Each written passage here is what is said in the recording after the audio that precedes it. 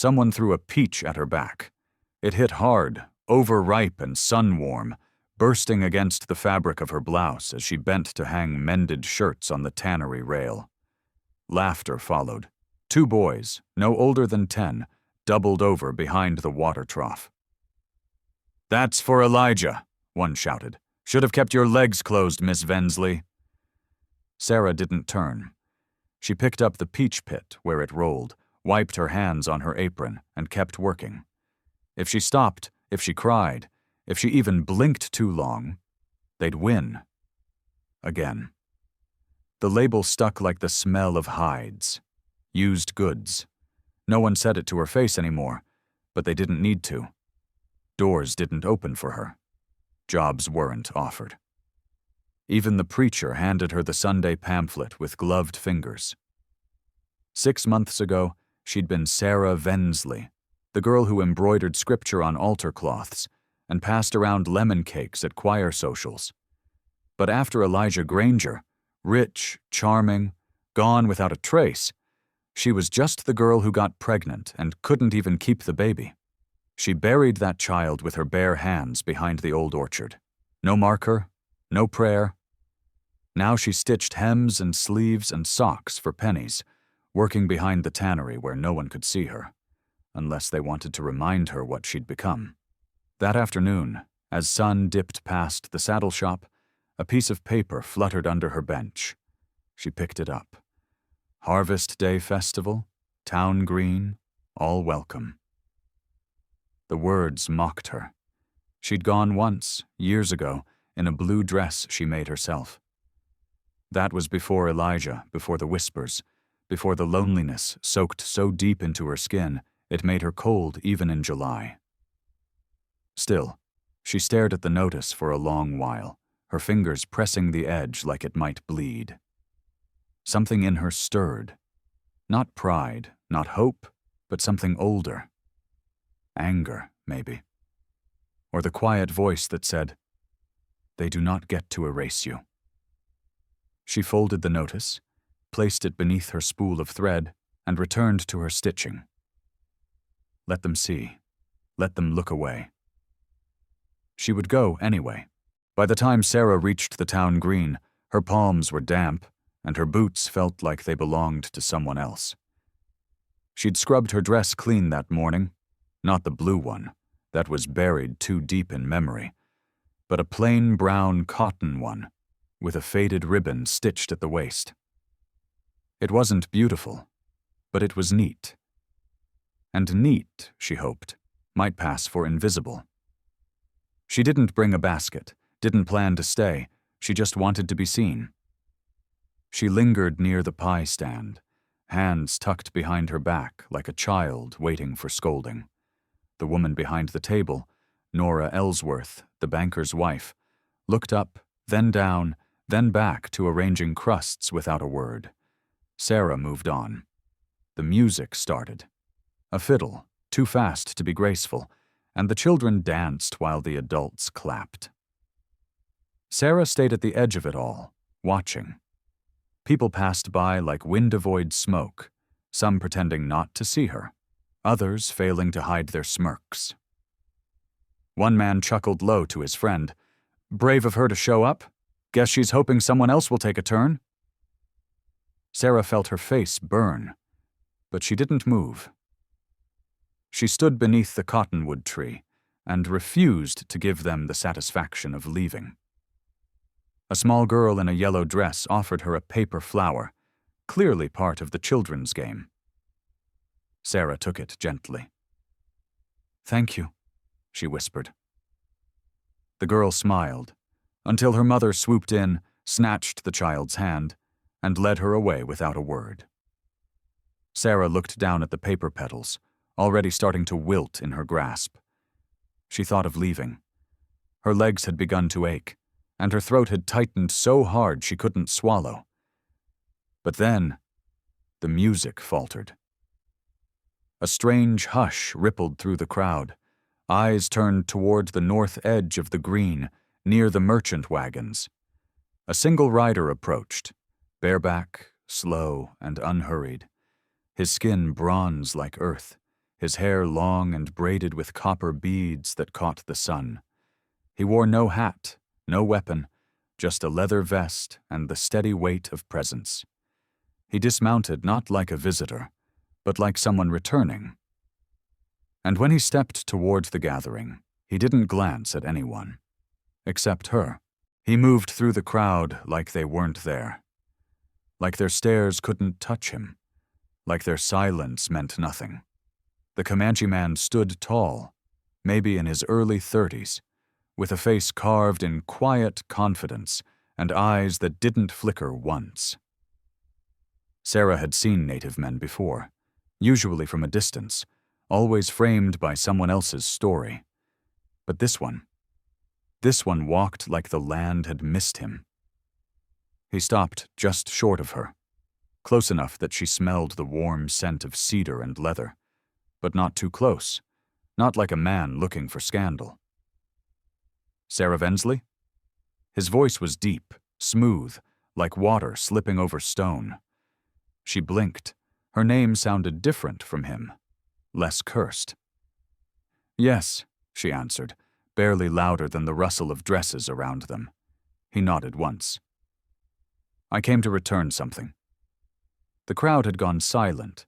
The music stopped mid-tune. From his saddle pouch, he pulled a small, hand-carved item wrapped in cotton cloth. He unwrapped it slowly, with care, like something sacred. A locket. Tarnished silver, cracked at the hinge. Sarah's hand flew to her chest. She hadn't seen it in over a year. It had held her baby's name. Elijah's mother had taken it from her when they cast her off the ranch. She'd begged, but they said she had no right to it anymore. Her knees nearly buckled. "Where did you get this?" she whispered. The man didn't smile, but his gaze held something kinder than pity. "Your boy didn't make it. That doesn't mean he didn't exist." Gasps rippled around them. Sarah wasn't sure if from the boldness of his voice or the way he stood beside her now, unashamed. She looked down at the locket in his hand. He didn't offer it. He waited. Waited for her to choose. Slowly, shaking, she reached for it. Their fingers touched. He didn't flinch. Behind them, someone muttered, "Why would one of them speak to her?" Another replied, "Maybe even they don't have standards." But he turned then, calmly, and spoke just loud enough for everyone to hear. "Only a small man makes himself tall by stepping on a woman's grief." Then, to her, "Walk with me." Not a question, an invitation. Her fingers closed around the locket. And she walked.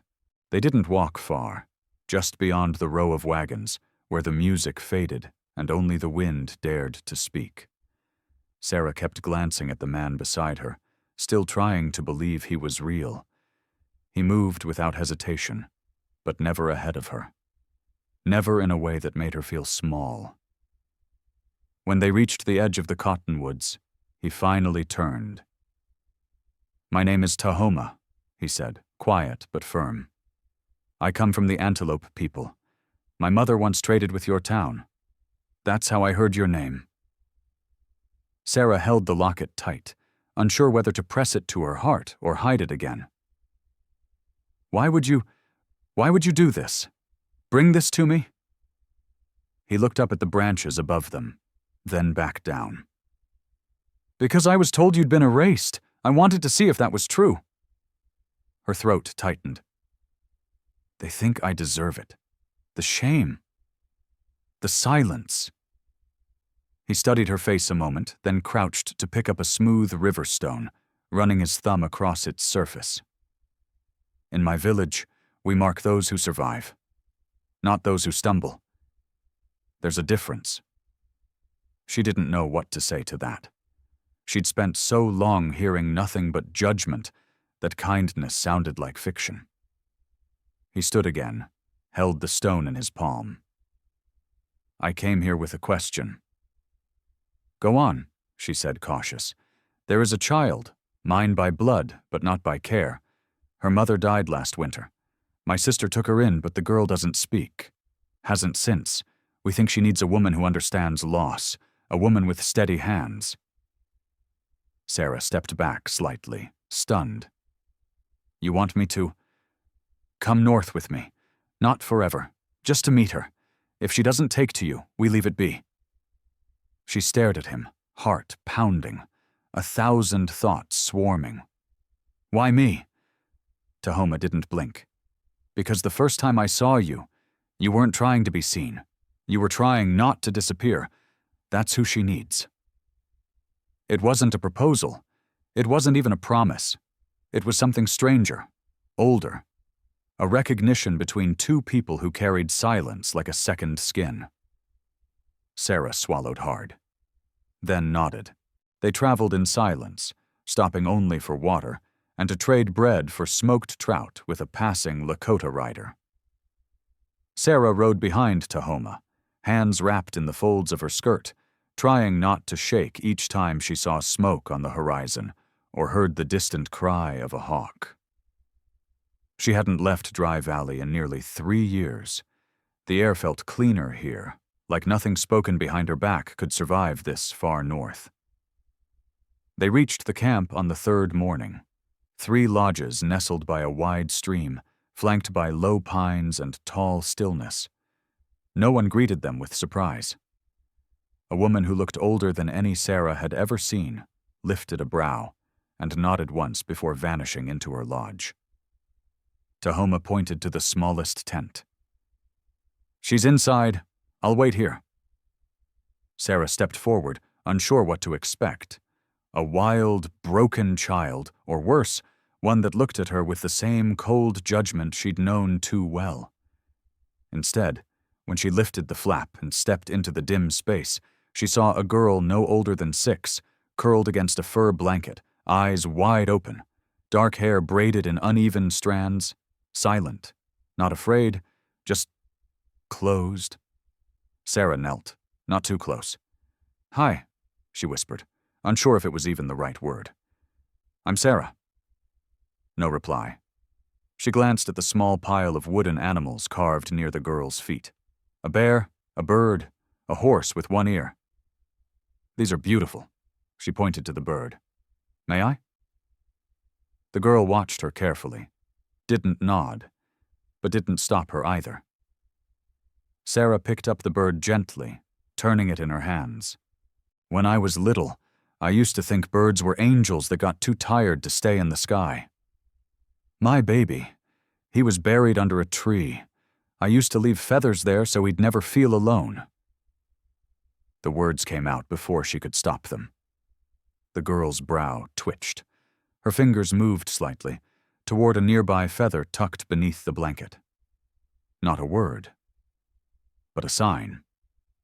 Sarah stayed there for a long while, speaking soft nonsense and never asking questions. By dusk, the girl hadn't spoken. But when Sarah stood to leave, the girl reached out, tiny fingers brushing the edge of Sarah's skirt, just long enough to say, "Not yet, but maybe." It was still dark when Sarah woke, the sound of water nearby curling through the canvas like a whispered name. She hadn't slept in a tent since she was a girl, and never in one made of hides and stitched love. Tahoma had slept by the fire outside, as promised, a silent guardian who offered no comfort, only presence. She stepped out quietly, breath fogging in the morning chill, and that's when she saw it. A single feather, long and black with white tips, resting gently on the ground outside her tent flap. It hadn't been there the night before. Not caught by the wind. Placed. Her hand trembled as she picked it up. It was a child's offering, no doubt. Not a word. Not a question. But it meant something. In Comanche ways, she remembered Tahoma telling her last night, children didn't give feathers to strangers, only to those who returned part of what was taken. Sarah's throat tightened. She held the feather close and turned to find the girl sitting across the fire, already awake, wrapped in the same blanket as yesterday. Still silent. Still distant. but watching. That was enough. Tahoma stood not far behind, arms folded, expression unreadable. "She left that?" Sarah asked. He nodded once. "It's hers. She doesn't give many." "What does it mean?" "She wants you to stay. For now." Sarah looked down at the feather again, fragile and strong at once, like the girl, like herself. She sat beside the fire, without another word, the girl only a few feet away. She didn't speak, didn't smile, but she didn't leave either. Tahoma brought bread and roots later, handing Sarah hers with a quiet, "Thank you." "For what?" she asked. "For not rushing her. People don't wait on what they think is broken." That afternoon, while walking to the creek, Sarah saw her own reflection in the water, lined, weathered, but no longer empty. Something had shifted. She wasn't sure what it would become, but she no longer felt like a woman with nothing to give. She looked up to find the girl trailing behind her, holding a small bundle wrapped in hide. Sarah crouched, and the child offered it. Inside, a carved bird, one wing chipped. Sarah smiled softly, touched her shoulder. "I can mend that." And for the first time in days, she swore she saw the ghost of a smile in return. The sky changed fast that evening. Tahoma said it smelled like a mountain storm, the kind that came down hard and didn't ask permission. By sundown, the wind had teeth, and even the old women moved with haste, pulling in blankets and tightening the hides of their lodges. Sarah helped where she could, following the gestures of the others, always watching for the girl. "Ayoka," Tahoma had told her, though she'd never spoken the name aloud herself. When the rain came, it came sideways. Thunder rolled low like a growl beneath the earth. Sarah sat inside her lodge with the flap tied shut, firelight dancing weakly on the walls. Then she heard it. A scream. Not loud, but sharp, like a wound had opened. She tore through the flap into the storm. Ayoka stood just beyond the central fire, soaked, arms wrapped tight around her small frame, eyes wild. Her lips moved, but no sound came. Sarah ran to her, dropped to her knees. "What is it? Are you hurt?" Ayoka shook her head violently, tears mixing with rain. She kept pointing, toward the edge of the camp, toward a spot Sarah didn't understand. Then Tahoma was there, breathless, his voice low but steady. "She was there when her mother died," he said. "They were caught in a flood last spring. She held onto a branch for hours after the body washed away." Sarah's hand flew to her mouth. "That's why she doesn't speak?" "She never spoke after," he said. "But this storm, this sound, it's the same." Ayoka clung to Sarah now, fingers digging into her shawl. Her body trembled, not from cold, but memory. Sarah didn't speak. She just held her, rocked her, matched her breath, let her sob into the storm without trying to fix it. Tahoma stepped back, letting them disappear into each other. He built the fire higher, guarding them both. Hours passed before the thunder rolled west, and the night softened. Ayoka had fallen asleep on Sarah's chest, her breath hitching in dream sobs. Sarah looked at Tahoma through the firelight. "She's carrying too much." He nodded. "You helped her carry it tonight." Sarah smoothed the girl's wet hair. "If she ever speaks again, I want her first word to be something safe." Tahoma didn't reply, but he stayed by the fire until dawn. Morning came as if nothing had broken overnight. No wind, no tears, no past reaching out from under the bed of memory. But the camp knew. Women offered glances that lingered. Men nodded once in respect. No one asked. No one needed to. Inside the lodge, Sarah stirred first. Ayoka still lay nestled beside her, a small hand curled into Sarah's shawl like it had always belonged there. Sarah didn't move, not even to breathe too loudly. Something about the girl's stillness felt sacred, like if she shifted, the spell would break. When at last Ayoka opened her eyes, they were clearer, less storm-shadowed. She sat up slowly, rubbed one eye, then looked at Sarah with a depth no child should carry. And then, without ceremony or hesitation, she spoke. One word. Stay. It wasn't loud. It wasn't perfect. Half whisper, half breath. But it was real. Sarah blinked. For a moment she thought she'd imagined it. But Ayoka reached for her hand and said it again. Stay. This time firmer, anchored. Sarah's throat caught. All she could do was nod. She reached out, touched the girl's cheek. I will. Outside, Tahoma sat sharpening a knife on a flat stone, his movements rhythmic, calm. Sarah emerged slowly, like stepping into a new skin. She spoke, she said, voice unsteady. He didn't look up, just smiled slightly. What did she say? Sarah stared into the sky, half sun, half cloud. She asked me to stay. He nodded. Then that's the beginning. Later that day, the girl stayed close, never grabbing, just present. While Sarah sorted herbs, Ayoka separated stems. When Sarah swept the lodge, she mimicked the motion beside her. It wasn't mother and child, not yet, but it was belonging, something fragile and growing. That evening, as the fire burned low, Sarah saw a tiny figure walking alone near the stream. Ayoka, tracing her own path, a carved bird clutched in one hand, the same chipped wing toy she'd once given away. She turned back, met Sarah's eyes, and smiled. Then disappeared into the tall grass for just a moment, before running back, wind in her hair. Sarah exhaled. Not from fear, but because, for the first time in years, she didn't feel like she was holding her breath anymore. She was wanted. Not as penance, not as replacement, as herself. That night, no one told them what was happening. No drum, no ceremony, no announcement from Tahoma or his elders. But as the fire was lit in the center of the camp, people came. One by one, men and women brought stones from the riverbed and placed them in a circle. Old hands laid down cedar boughs.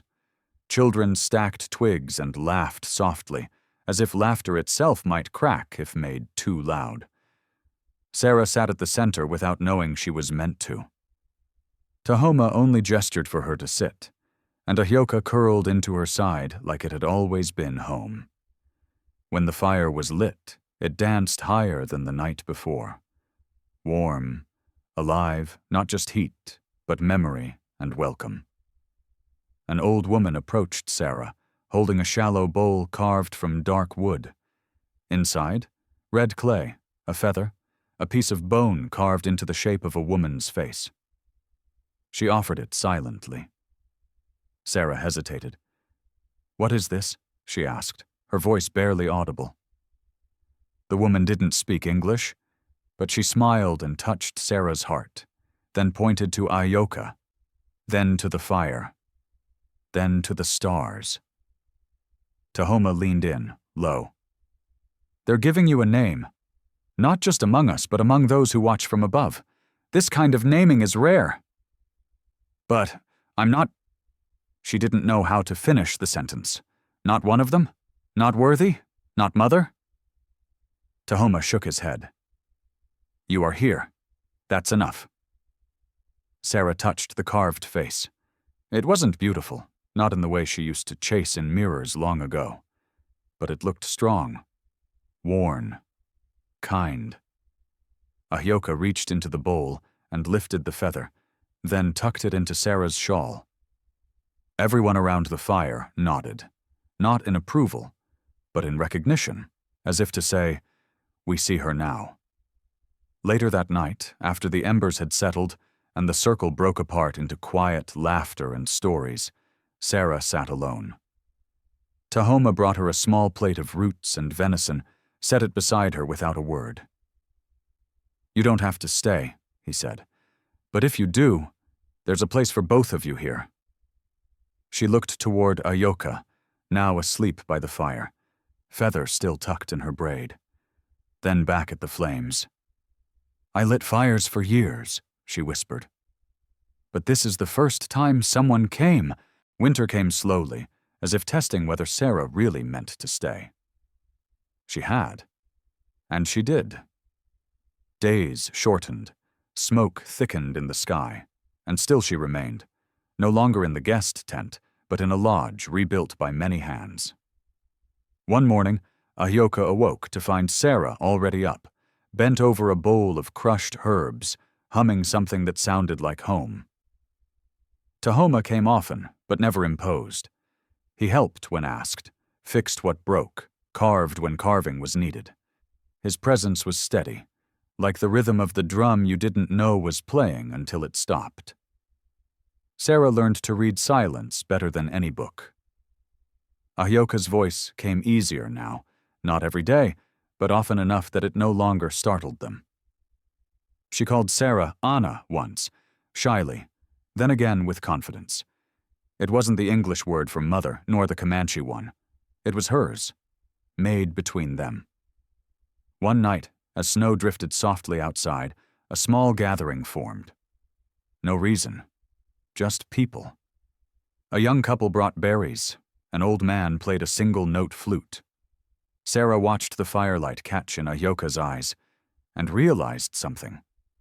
This wasn't the fire she'd waited beside all those years, alone and begging the dark for someone to arrive. This fire didn't plead, it welcomed. She wasn't waiting anymore. She was part of what people came to. Tahoma passed her a bowl of stew. "You still sewing for ghosts?" he asked gently. She laughed. "Number just children now. And one man who refuses to replace his moccasins." He looked down at his worn soles. "They remind me of where I walked before you." Sarah's eyes softened. "And now?" He didn't answer.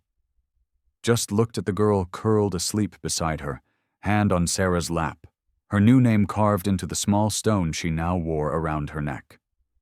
The room was full of people but didn't feel crowded. It felt whole.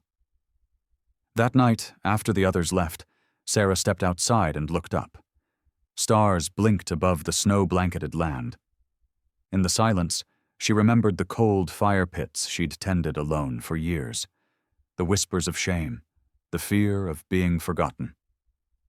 Then she looked back at the glowing hide of the lodge, where someone small waited for her warmth, and a man carved a cradleboard by lamplight.